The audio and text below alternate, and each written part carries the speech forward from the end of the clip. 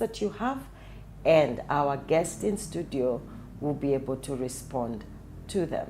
So again, compliments of the new year, and we are glad that you're still here to join us again in 2026. So without taking much time, I want to invite Vicky. Karibu sana. Thank you. I know we did a lot last year. Yes. And we are here again. Thank God. We celebrate. Yes, so we celebrate you. We thank you Thank for always you. creating time to be here to share your knowledge and insights. Always a pleasure. With our viewers. Thank you. So Karibu. Asante. Your first introduction for 2026. Yes. And Happy New Year. Always happy to be here. Glad to see 2026. It's amazing. Yeah. I don't take it for granted that I get to see 2026, that I get to sit here. Yeah. Because the other doors that God has shut, but He allowed this one to stay open. Yes. And so I'm grateful. So for the viewer, for the listener, my name is 𝗕𝗓𝗕𝗓𝗕𝗓𝗕. I am a marriage and family therapist who's always very, very happy to be here. Wow. To bring awareness, to bring truths, Yeah. you know, to just open your eyes to why you behave the way you behave and why you do things the way you do. Yeah. Because with that awareness, then change and meaningful change can happen. Yeah. Yes. Wow. Thank you. Thank you. Yeah. All right, viewers, we want to discuss, we want to dive right into the topic of the day, and we are discussing about broke, bitter, and burnt out. Okay? And the reason why we are discussing this, and I think, Vicky, maybe you can share insights on this. Why is it important to look at this now? Yes. Yes. The end of a thing is always the beginning of another. Okay. Yes. Okay. So we have to look at it from that angle where something has ended. So that means something else is beginning. Yeah. And for the year, whether you like it or not, so long as you're alive, Yes. it will begin. Yes. With or without you. You know, it's like that bus that you've been waiting for that comes and you are not in the right zone and it leaves you. Yeah. And whether well, if the bus was there and it went. Yes. So it's ensuring that we begin with the year. Yes. And of course with God, we begin with God and in the year, so that we are able to not start catching up in the year in August. Yeah. Because we have wasted 8 months lost, just loitering around time and just not knowing what to do with time. Yeah.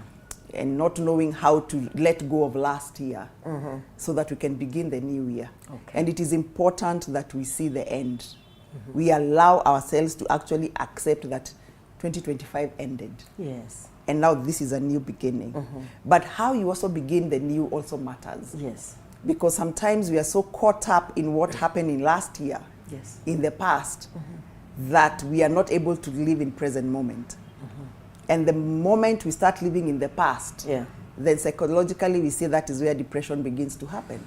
Because we are not able to live with the present moment, we are living in the past. Yeah. And then again, we can't live in the future.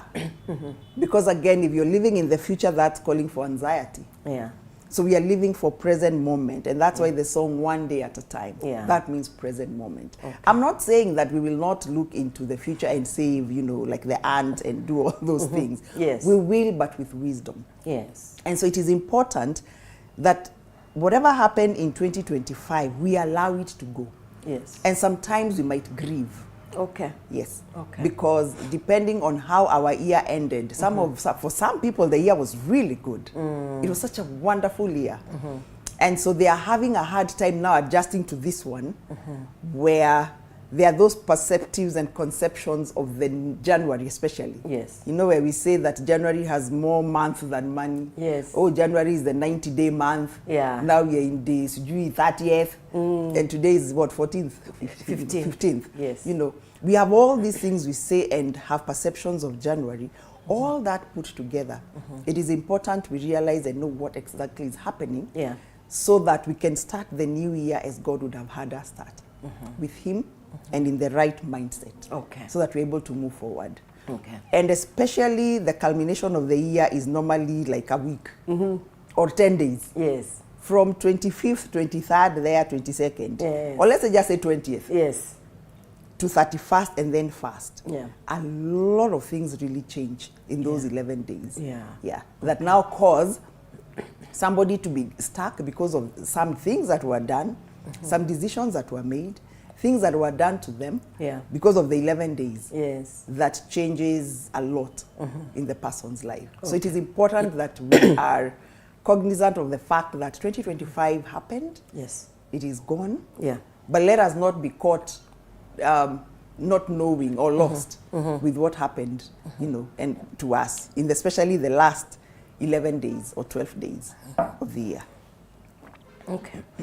Thank you. So it's important, from what I hear you say, is that a lot of life-changing things normally happen, especially in the family setting, because that's what we want to focus on. Yes.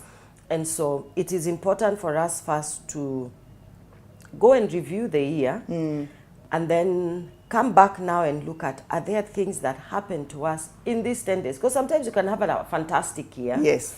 And then you get into the holiday season and certain realities begin to check in. So that now, when people are celebrating, maybe you're not. Yes. Yeah. Or when people are happy to meet each other, you are not as happy, maybe because there are issues. Yes. Or you could also be feeling the loss. Because I remember, and I always say this, I've lost both my parents. Sorry. So usually you feel most alone. Not really when maybe things are going wrong. Yes. But actually when things are going right. Because you feel, my mother really wanted me to achieve this. Yes. If she were here today, Yes. you know, things like that. Yes. And so all these feelings, so I'm saying this so that our viewers don't feel we are entirely negative, but sometimes negative feelings come out of positive things. I get it. Yeah. Yes. That this happened to me, I wish my husband was here, or I wish my wife was here. Yes. So that we can do this together or enjoy this together. Or I wish my parents were here to celebrate. Yes. You know. Yeah. So maybe we can now look at, maybe can we isolate some of these issues that then we can look at. Yes. Yeah. Yes. And we'll start with that one of loss. Yes. I don't know about you, but this season there has been quite a number of losses through death. Yeah. And for some, quite a number of people, some weren't able to, like you're saying, the negative feelings and the emotions will come out of something great, you know. Because we know as Christmas is a time where family gathers to just celebrate the birth of Jesus, even though it didn't happen on the 25th. However, it has been known as a time, especially in Kenya, where families gather together. Yeah. But for many families, some were grappling with bills, hospital bills, Yeah. you know, because their loved one was unwell. Yeah. Others, unfortunately, during that 12-day mark or 10-day mark, I know a neighbor's family that lost their son, who had just finished Form 4. He was escorting the sister to go and take a matatu to get back to Nairobi. Then this lorry veered off, and you know, and crashed now the son and the neighbor's son and a friend who was there with them. Yeah. And I was looking at that and I was like, and before then I was doing a grief care in this church and this group. And most of them were saying, I don't know what Christmas is going to look like without, some of them had lost dads. Yeah. One had lost a wife. Another one had lost a mother. And so for some, this period was a grieving period. Yeah. And even as we were going through grief care, we were saying, this is the paradox of life. That on one side, you're in pain, but on the other hand, you also look for pockets for gratitude, that you're alive and you're well. Yeah. And even through this pain, even as you memorialize your loved one and look forward into living life forward, now in the absence of this person that was really pertinent in your life, that you're looking at it from, yes, loss, it's a bittersweet kind of feeling. Yeah. So there are those members, there are those viewers whose that celebration time was marked by the loss of a loved one, the death of a loved one, and we are saying Pole to them and saying death is a rite of passage in this world, and painful as it is, so long as you're alive, we grieve as those with hope. Yeah. Because we know one day and we are in Christ and God just comforts us with time. But grief is a wound that needs to be allowed to heal. Okay. Just like the normal wound, like for example, if I got stitches on my arm, once in a while that wound is going to hurt. Yes. it's hurting, but it's healing. Yes. That is how grief is like. It hurts, but with its healing. Yes. That's part of the healing process of it. So there are those ones that was their, that was their holiday. For others, KCSE came out, results came out for grade 9. Yes. And for some, I remember somebody was telling me, you know what, it's one of my younger clients asked to see me, and he was like, I am so scared, I'm so anxious. I don't know, if I don't do well, I don't know how I'm going to face my parents in grade 9. Yeah. And I was like, you know what, an exam is just a stepping stone to the next place. Yeah. And we pray and we'll accept whatever marks you got. Yes. Then we have those ones now that have passed but have no money to take them to the next level. Some were there very anxious because, yes, I know I'll do well, but where will my money come from to go to high school and all? Yeah. So those were some of the, just some of positive yet negative. Then we have family. We have family, and family can be a pain point. Yes. And family of origin is the best thing that God gave us to nurture the world. Yeah. And however, family has become, for many, I'm coming to realize, is a very toxic environment for quite a number of people. And I don't use that word loosely, the word toxic. I use it because of parents who don't know their place in their children's lives. We have parents who have become very, very selfish. Yeah. We have parents who no longer know how to, nurture their children. Yeah. Both fathers and both mothers. We have fathers and mothers who extort their children. We have those ones that, Vicky is there, for example, and we want Vicky send Christmas money, Vicky do this, Vicky do that. And Vicky is here wondering, we are 7 siblings. How come these other ones are not also being asked to, chip into the Christmas? Yeah. We have parents who favor their children, some of their children against others. Yeah. My grandfather favored my father's brother, my uncle, who's the first boy, and did not like my father. At first, I thought maybe Shosho had stepped out of the marriage, and that's how she got my father, because he was also very different from the others, even complexion-wise. Yeah. My brother and another brother of his, just the 2 of them, but my grandfather did not like those boys at all. And in his 60s, that is when it hit my dad, that his father never actually loved him. He always pitted him and compared him to the other brother. Yeah. And a lot of things, including even marriage, he was told he couldn't marry fast until the elder brother married. And we are not from Western. Yeah. Yeah, because some of those customs there are being biblical. Oh, but he wasn't. He was just being a bad father. And that dislike also came to us. We knew as his grandchildren that he never liked us. For me, I knew, being the firstborn in my home, I knew that this man never loved me, my grandfather. And with time, at first I was shocked. You start making stories in your head. Why doesn't he like me? I couldn't understand. I thought maybe he didn't like me because I was female. And he preferred my brother who was male. Yeah. But with time I came to learn it's my father he never loved. So we also fell into that. And so going to that upcountry place became a nightmare. But God in his own mercies, we were able to move out of there. Yeah. And so for many years we have lived in peace. So I'm imagining somebody who is caught up in such a scenario and they can't move. Maybe their parents cannot move from that environment. Yeah. Or you, like my dad, is the one who's not loved by your parents. Yeah. Then on the eastern side of Kenya, and central, we have these things where we name our children after our parents. And so you find whoever is named after whoever's parent is the one who is loved more than the other. Oh, yeah. And you'll find favoritism. You'll find, for example, if the first 2 children are boys, the firstborn is named on the father's side. He's named the father of the father. Yes. Then the secondborn is named the father of the mother. So you'll find sometimes this secondborn, the father of the mother, is really treated like an egg. Yeah. You find, like, I know a story of a 35-year-old man who right now has never finished university. Oh. Because every time the father tries to tell this boy, hey, how about uni? 35, I mean, how many years later? About over 10 years later. You need to go back and finish. The mother will step in and say, leave whoever alone. Yeah. You know, don't, you know. And he is brought up in a way that he's actually it's like the mother has clipped his legs. He's a man, but he's an emasculated man because of that kind of thing. So we have those kind of things, and they play out a lot, especially during the holidays, because that's when everybody else comes back home. And then you're there as a third born wondering, why is this middle child, let's call him who now?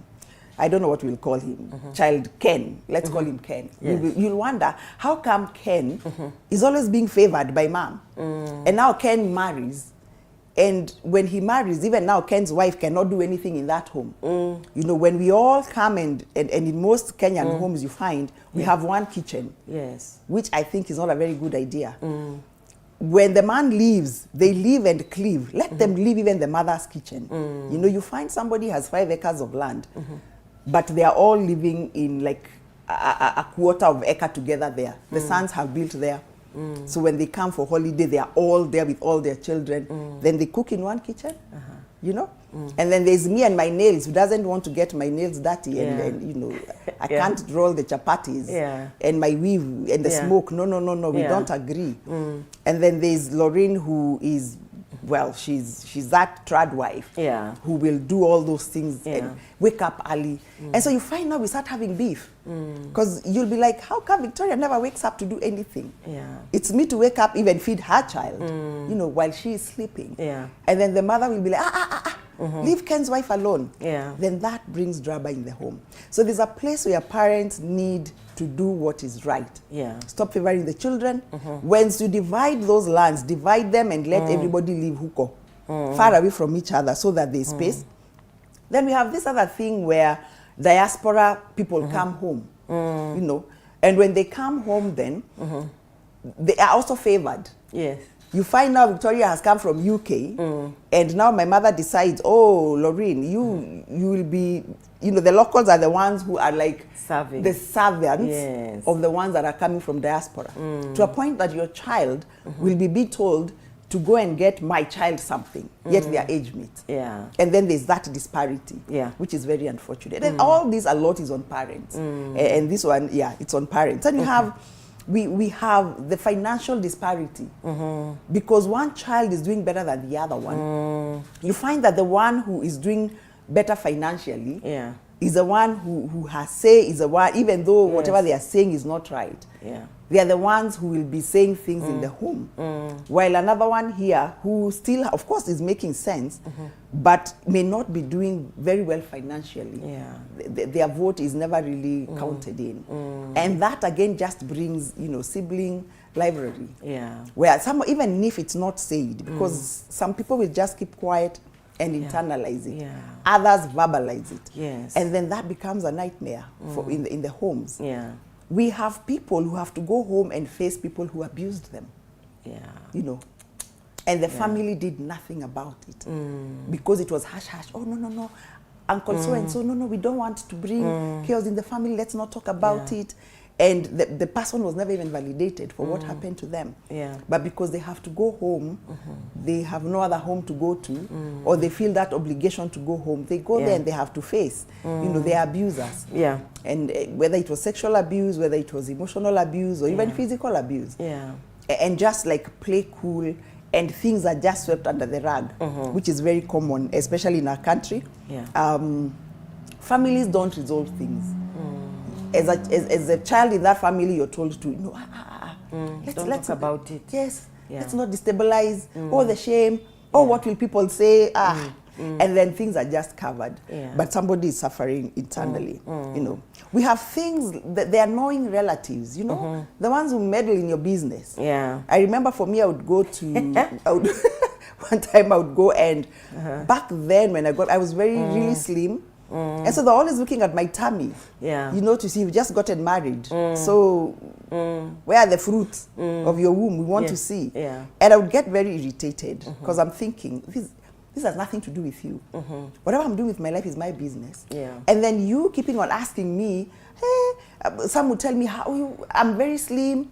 You know, how come I'm not putting any weight? Isn't their son taking good care of me? And I'm thinking, this is just me. Yeah. My metabolism works very quickly and very fast. Yeah. You know, I just don't put on. And who said that putting on weight is a sign of being, you know, being looked after? And they're looking at my husband to see whether now he has a pot, to see whether I'm taking care of him. Yeah. And they'll be there meddling and making nasty and snidey comments. Yeah. And then our generation, you know, you couldn't answer. Yeah. Gen Z will tell you.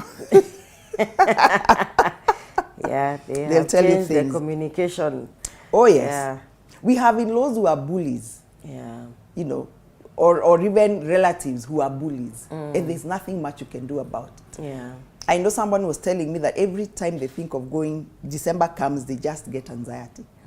And they start getting knots in their tummy when they imagine how those 10 days are going to be like, you know, because of people that are bullying them. You find others, you're being asked, you know, when are you bringing somebody? Yeah. You are 40. Yeah? When are you bringing somebody? Yeah. And then, you know, then our mothers with their generosity, they want to invite everybody to come for the Christmas lunch. Yeah. And you're thinking, this is just a time for us. And sometimes in some families, you can't tell them. Yeah. For some, it's about divorce and separation. Yeah. You know, I know a family that this was their first Christmas, not one, not two, where they were spending without the other spouse. And that was a tough moment for them. So, yes, it's a good thing, but bringing up all these negative emotions. Yeah. Some are co-parenting, and this was the first time that the child realized, oh, actually my home is actually broken now, since I can't spend time with both my parents together. Yeah. And then there's that pain of, one client was also telling me he was really in pain because he couldn't spend time with his daughter because the mother found a way to sneak out of Nairobi without because they were at a bad place. And so the daughter, he wanted his daughter at least to spend time with his daughter. Yeah. But the now ex-wife had other plans. You know, we have court cases that are pending and waiting to hear, you know, the decisions at the court. We have joblessness. Yeah. There are people at the end of the year who are told, no, next year, They don't come you know. back. So that again brings a lot of pain. So the year is new. Yeah. But somebody is wondering, what is this new? Yeah. Yet for me, some of the decisions, some of the things that were done in the past year, then are bringing all these things. We have people in a lot of debt. Yeah. What I would rather call bad debt. Somebody took a very big loan to impress people who don't care. And to hire the big guzzlers to go to the village to impress the neighbors, to impress so-and-so. But at the end of the day, who's paying for that loan? Yeah. So we remember last year we talked about, there's a time we talked about, we said that you don't light yourself up to warm other people. Yeah. Accept your life. Yeah. You know, accept your life and accept where you are. Yeah. And even if your parents are not accepting, you tell them, this is where I am. You know, and I will not be pushed around and be made to do things just because I want to impress. I want to impress, you know, the rest of everybody, so that I show here with this big car. Yeah. That is not even mine, that I have to go back and start paying, you know, or I have taken a loan for all that to happen, you know. Then there are people who made very bad financial decisions. Yeah. Yeah. Okay. Because of the holiday, they took loans or they borrowed money. Yeah. Or they used chama money. Until now, when I get that one, I will pay. Then whatever money they were anticipating has not come. Yeah. You know, and it doesn't look like it's coming. And somebody is wondering what to do with themselves. Then we have impaired judgments. Yeah. In the hype of the marriage. And there's a verse that talks about, tells us in the Bible that we should be careful, even in marriage. Even when we are marrying, we should be careful. Yeah. Because at that time, sin is just at the door. I don't think it's the same verse, but there's a verse that talks about us being careful in the marrying. Yes. Christmas time is a time that is just hyped. And there are all these glamorous things and holidays and other things. Some good, some bad. And somebody has to go back and check their values. Yeah. What are my values? And do I have the courage to say no to some of these things? There are very many bad sexual decisions that are done during this time. It's like, I feel like sometimes the devil just releases this. I don't know what other demons that are not there. Or this time he releases their leaders. They work overtime. You know? The other day I saw an advert of this sex party that was to happen on January 10th. Oh. Where the men were paying this 3,000 and for the lady it was free. And then the ladies would be given 2,000 shillings in the morning as they go back, they get out. It's a brothel. Exactly. And I thought, oh man, the audacity. You know, the audacity. Yeah. That is the kind of audacity the devil has during that period. Yeah. The 10 days. Now towards 31st and fast. Yeah. You know, that he unleashes things that sometimes somebody looks at and wonders, you're a Christian, how did you get caught up in this kind of thing, to a point where now there's somebody who's pregnant right now and is wondering, how am I going to deal with this? There's somebody who has a sexually transmitted disease because they gave you know, themselves at a throne that was not godly, you know, and that is where they are at, you know. And somebody might be there also grappling with, oh, I should have an abortion, because of bad decisions. But we are saying that then, what do you do? All that has happened. And you'll find that there's somebody, and plus others, these are just a few. There are people who have 10 or 3 of this, of what we've talked about. But then how do you then move on? You know, how do you care for yourself? In this new year, yet you have all this baggage. It's supposed to be a new year. It's 15th and there's somebody who's feeling like, wait, this feels like the year is old because of the heaviness that is in their heart, because of some of the decisions and some of the things that happened over the holiday. Well, viewers, I hope you're following our discussion this morning. We are talking about challenges and issues that we've gone through in the holiday season. And now when we come back, because we are taking a break, we will look at how do we recover? How do we then take on the year and move away from these things that may be hindering us? So please don't touch that dial. We'll be right back.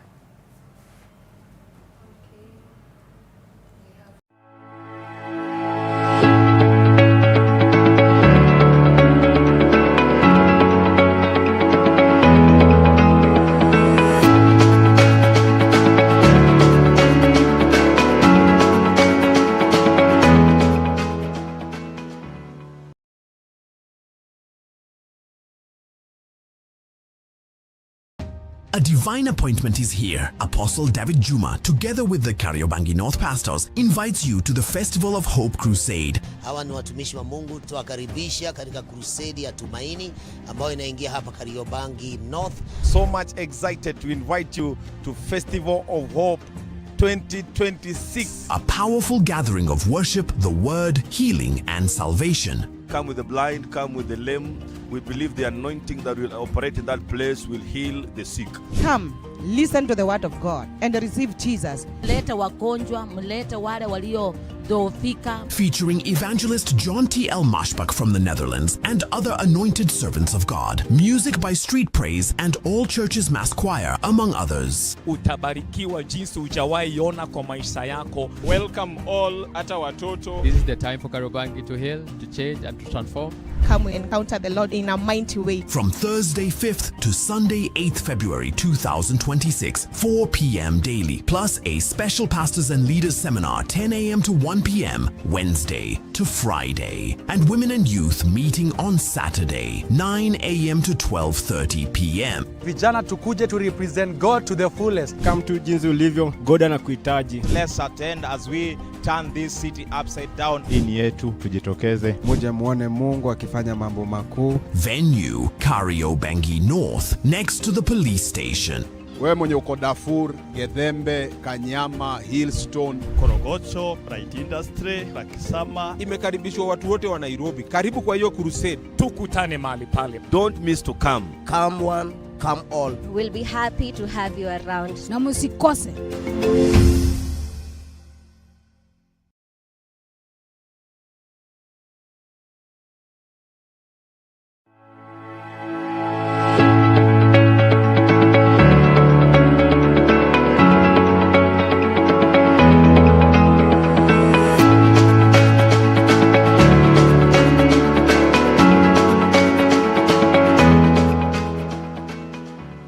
Well, welcome back, viewers. We are talking about being burnt out, we are talking about being broke, we are talking about just coming out of the challenges, you know, that we may have gone through during the holidays. And I have in studio with me Vicky Kidemi, who is still taking us through. And she had taken us through some of the challenges, and now we want to start looking at what are the solutions or how do we move on, you know, basically from their end, really take on the year and move with it. Yeah. Because I think, as you rightly said, Vicky, the bus will move to the next stage. If you don't hop in, it is your loss. One of the things I normally say to people around me, I'm not sure I can be a good counselor. I think you would. Because I normally tell them, and I say to members of our church that if you invite me to a funeral, I know there are people who are nice and they can come and tell you, oh, Pole, you know, we are praying for you. Yes, I will say that. But I'm always given to moving forward. I'm always given to rising up, you know. So I think one time someone came, they had lost somebody close, and you know, so they called me to pray for them. They were going to travel for the funeral. So I sat down and I said to them, you know what? The Bible says, if David, because David was mourning and fasting for his son, and God did not spare the life of that boy. He passed on. Okay, because God had already spoken through his prophet. Now, when the boy died, the Bible says that David got up, he went, he showered. In fact, some version says he anointed himself. Well, he just applied oil, which means that he sort of just wanted to look good and presentable, because before he was in sackcloth, it was mourning. So now it's like, you know what, that has gone. I can't change it. So now I have to move on. And the Bible says he comforted his wife. And that is how Solomon was born. So I normally say, it's your choice. You can give a Solomon, or you can wait. Oh, nice. Because we can't just sit because bad things have happened. That is true. Because life moves. You'll find maybe you're mourning, you've gone, you are taking transport. And I think this moment dawned on me when I lost my mother, that we were at the airport because we were transporting the body to Western. And so we're at the airport. So for us, we knew we are mourning, we are taking a body. But I mean, the airport was full of activity. People are traveling, business. Oh, life is moving for everybody else. Life is moving for everybody else. That day, I say to myself, I must rise, because life is moving, time is going. So if you feel you want to mourn, you know, and I'm saying this in the context of, it doesn't matter what it is, it may be loss of a loved one or whatever, but that day I realized that I can choose to get up. And I love what you said. It's a wound, it's paining, but it's healing. But we cannot sit and say, let it heal, you know, because things will move, and they'll move without you. You know. So, yeah, I just wanted to say that to say. You said you would not be a good counselor. No. I'm not a good trauma counselor. So, you know, saying to these people, and I said to them, so I asked them, is your workplace stopping because now you're going to marry? No. Is your husband now going to wait? No. You know, like his life is not moving because you're going to mourn? No. And we sat down and we said, you know what? We go, we bury, we come back, and we move on with life. So what we do is find ways to deal with the pain, because we can't avoid it. But moving on, we must. You know, the healing is happening. It's happening as we are going. So sorry, I've no problem. So now you can take us, because I think we have talked about, we have loss, we have family wounds, and especially family wounds and favoritism. I think that's where a number of people, in fact, some people leave the village and they're like, you know what, this is my last Christmas. You know, or they move on in their hearts, and I think this is probably more common with women, that they move on in their hearts. Yeah. They check out. They check out. Yeah. And it's never the same. How do we deal with that? Yeah. Yeah. And thank you for that, even for the grief. Now that you talked about it, let me just say, at the end of the day, yes, the healing is what we need to see. And at the end of the day, somebody will still have to move forward. We say moving forward. Yeah. Because now you're moving forward with memories of the person that you lost. Yeah. And because they've left a gap, you're moving forward, not to feel it, yeah, but with memories that you have of them. Yeah. And that part is really important. Some people get stuck. Yeah. And this is both male and female. They get stuck in the loss. And so 10 years later, somebody is still grieving the loss of their loved one and saying, oh, I wish they were here. Oh, and then some get depressed. You know, some get stuck in anger, so they are very angry people. Yeah. Some get stuck in depression. They are very depressed because of that loss. Yet, life is moving on. Yeah. So I like that you said that. And sometimes people need to hear it. Yeah. So that they can try and move forward. Yeah. This movement that is happening. Okay. And for grief, we give about 2 years. Okay. The death of a person, 2 years maximum. Okay. So that it doesn't become complicated grief. If somebody doesn't grieve well, then they might get sick. Okay. Mentally and physically. So I thought it important to mention that. Okay. So maybe back to before, the family. Sorry, before you move away from grief, I think there's also the aspect of somebody passed on. Yes. Because there's an issue of we are now here and the person is not there. But then there are those who somebody actually passed on during the holidays. Yes. And now they left dependents.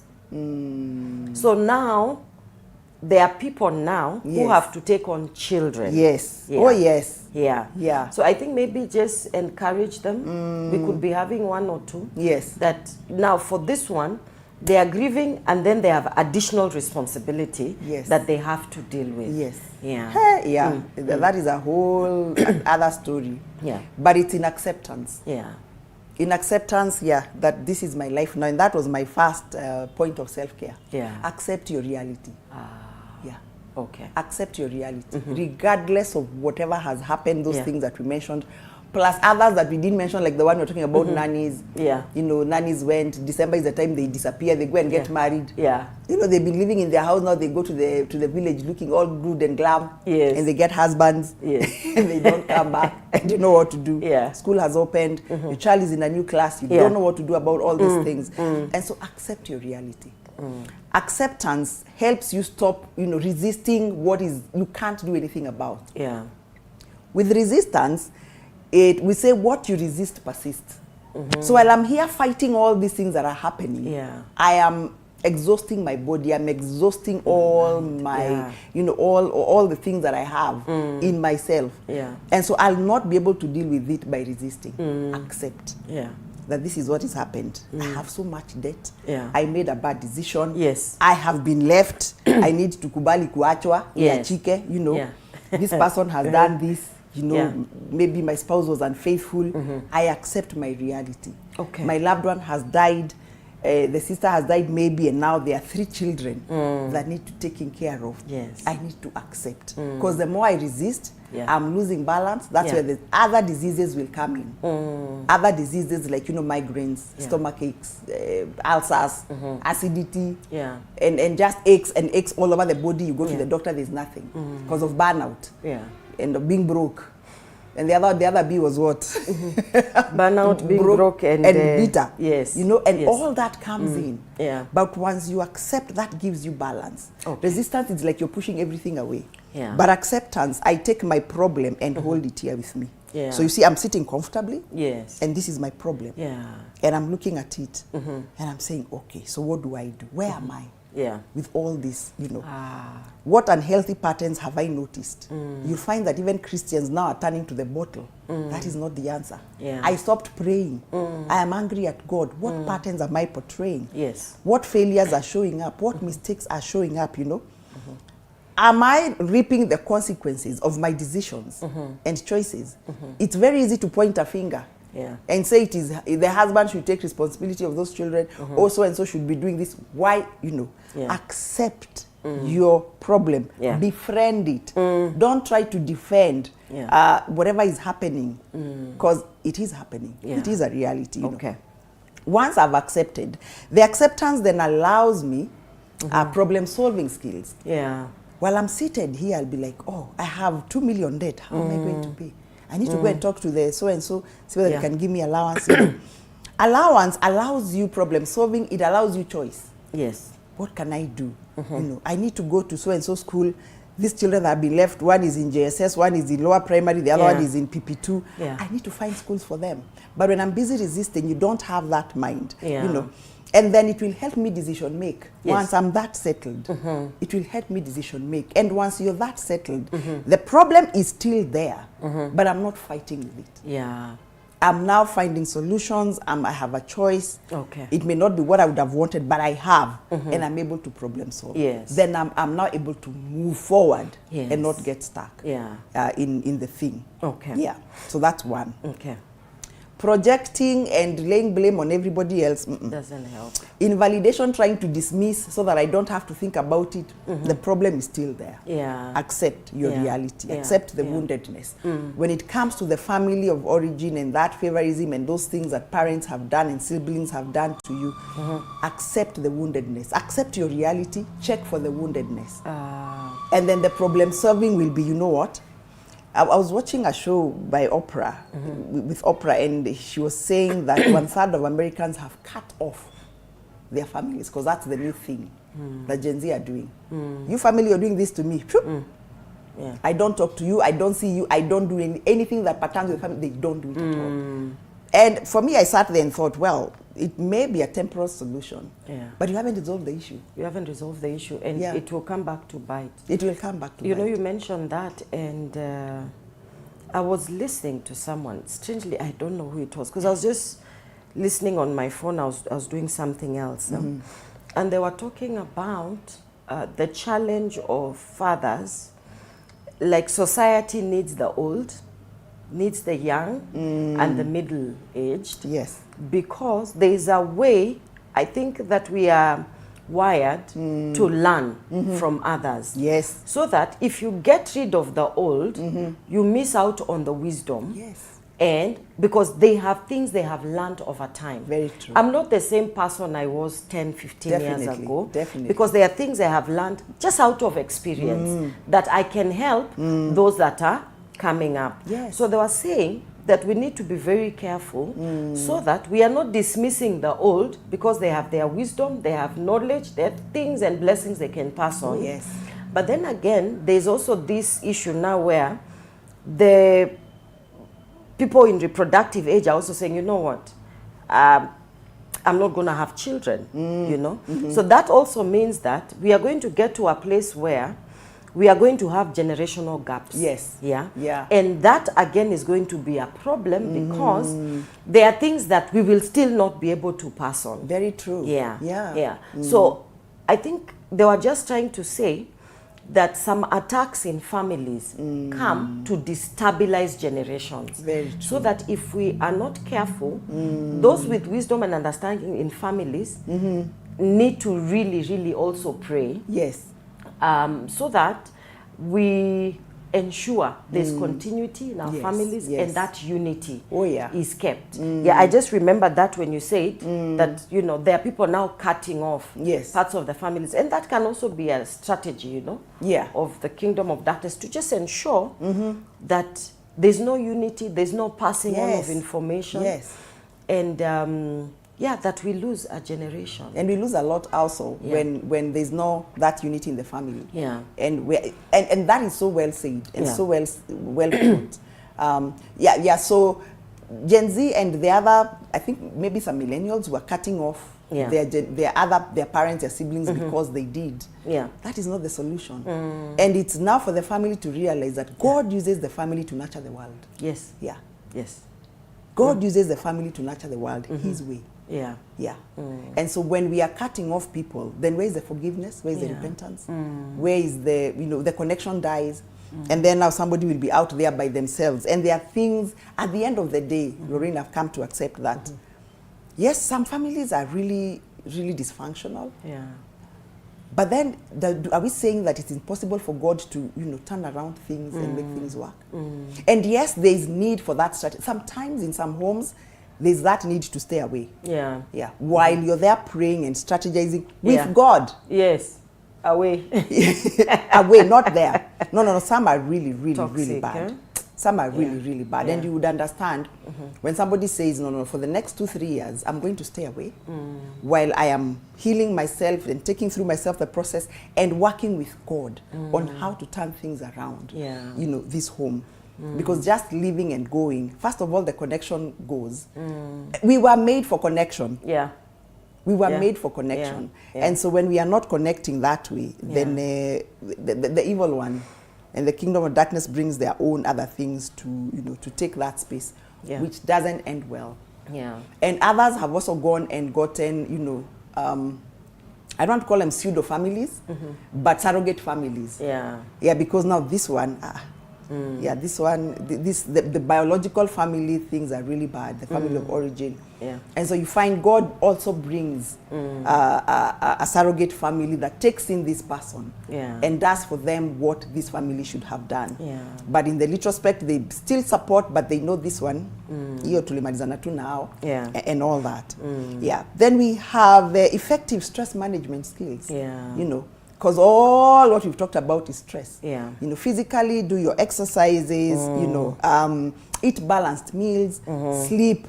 And this generation is not sleeping, but sleep, get adequate sleep. Yeah. They are forever on their phones and gadgets, that they are not getting enough sleep. That will bring other physical and mental problems.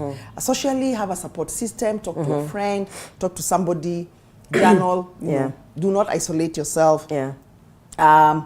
In your, physics cycle, in your mind, you know, have a positive mindset, have a growth mindset, have a mindset that is ready to learn and unlearn. Yeah. You know, have a mindset that listens to God, and not that one that is closed, and it's just about the things that are going on in your head. Listen to what God is saying about that situation. Yeah. You're not alone. Yeah. So don't go this journey alone. You know, be compassionate to yourself.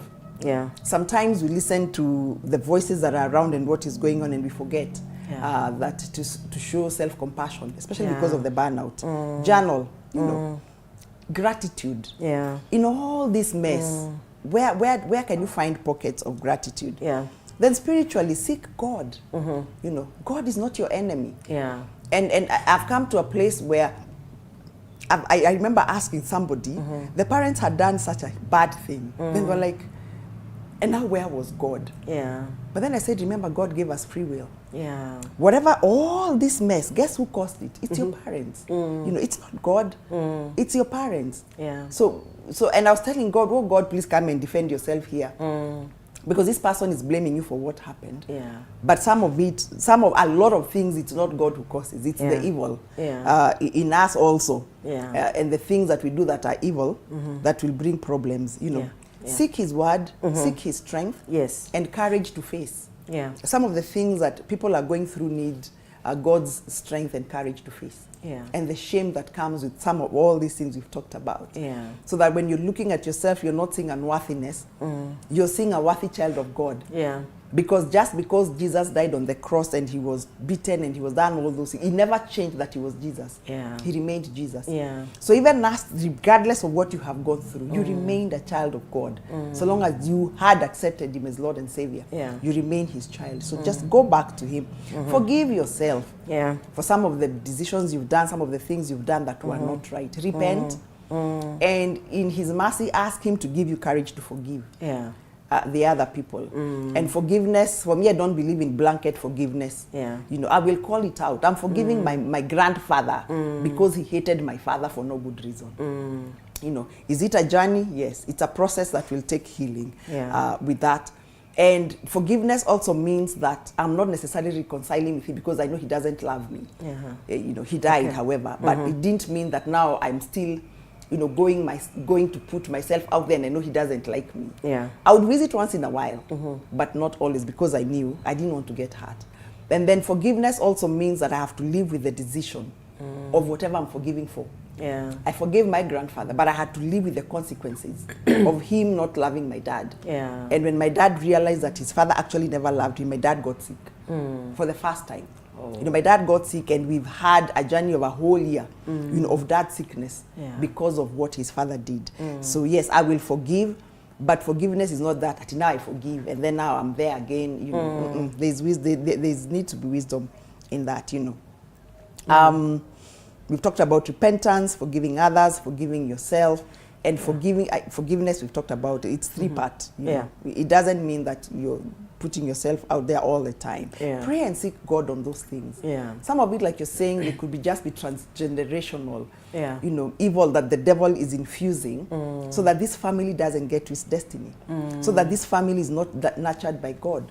So that this family, and you find some of these people are the elders in the churches. You know, like there's a church I know where the chairman then had a bar in the town, and he was a chairman of the he was a chairman of the church, and his family was in trouble because when he opened up that bar, the son, who was an emerging adult, went to sell in that bar. Then the wife was the cashier, and then at some point the father and son are fighting over a certain woman, you know, and the mother is there. Now what is that? You know, all that confusion. You know, now there you see, as much as maybe this son might be like, how did God allow this to happen? But you see, God gave us free, like these parents made a bad decision. So some of the things are attacks from the enemy, but we also have our part that we need to unlearn and undo some of the things that we are doing.